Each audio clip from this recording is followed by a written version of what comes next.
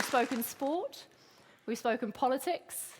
Now let's bring a bit of Hollywood into proceedings, shall we? Next up, please welcome acclaimed actress, filmmaker, producer, Academy Award winner, Golden Globe winner, and founding owner of groundbreaking football franchise, Angel City FC. Please welcome Natalie Portman.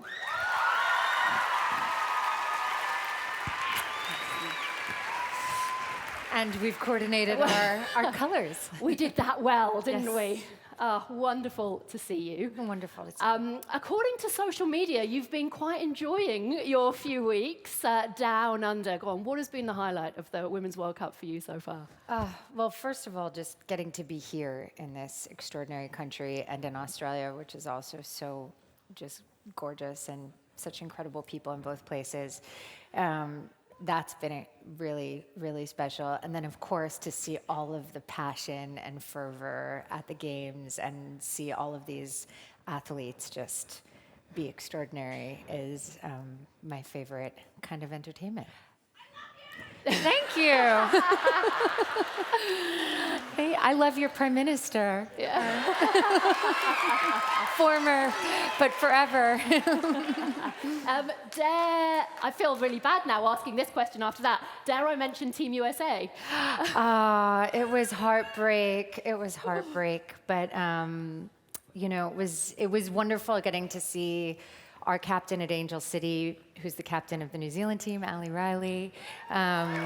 It was great to see them play so well, and to see our June Endo, who's one of our players on the Japanese team, play extraordinarily well. And then, of course, now the Australians, seeing them, you know, maybe going all the way. So. Yeah, and we're here at an event talking about equity and inclusion and equality. How do you think equity in sport compares to equality in acting? Well, one of the things that made me interested in sport as a place to push equity forward was because of the echoes I felt from what athletes experience to what actresses experience, where for years they would say, well, women don't get paid the same as men because their movies don't make as much money. And people say the same thing about sports. Women athletes don't get paid as much because people don't watch them as much. They're not as popular. And you're like, well, if you don't advertise it the same, if you don't market it the same, if you don't broadcast it the same, if you don't make it easily accessible to see on your TV station, then how can you compare it? Mm-hmm. And when you do invest as much in women's sports as you do in men's sports, when you do invest in as much in women-led films as men films, then come back and show me that there's a difference and, you know, justify the inequity. And it was the equal pay row with the US women, wasn't it, that really spiked your interest and got you to set up Angel City FC. What for you were the non-negotiables with how you went about that? Well, I knew that it was obvious to me that these were already big stars and they were already it wasn't, you know, so many people were questioning, you know, will people come? They were saying, you know, do you think you can sell 8,000 seats to a game? It seemed so obvious to me because I saw how much people were hungry for it. And, you know, we've been selling out our stadium 22,000 seats regularly. I mean, it's not, it's exceeded everyone's doubts, which has been so gratifying to see that what seemed obvious to me, and I was like, why doesn't anyone realize how popular this is, has come true, of course. Talk to me about the pink, because pink it's interesting. I have hosted events before and I've been told, well, you don't want to wear pink because you're a woman. You've embraced the pink.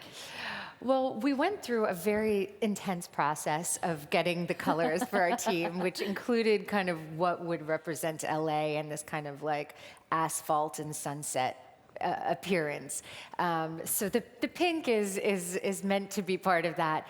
And I think that we need to own everything that's been use to degrade us also, and take it back and use it in a powerful way. And so that's a small piece of that. What for you does equity and inclusion mean?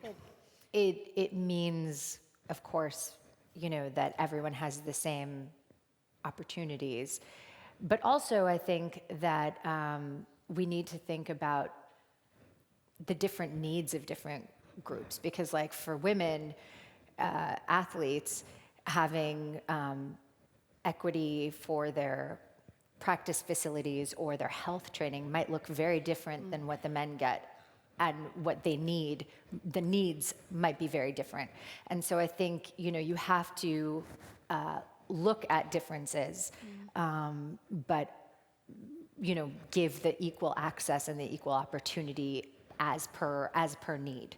And it's, not just in sport, but in like some of the things that fascinate me in other areas for pay equity, for example, are like pay segregation, which I had recently learned about, where there are certain fields that are primarily female fields, like teaching or elderly care, and those fields are less paid than other fields, or less than we value them, of course, because those are some of the most important jobs in our lives.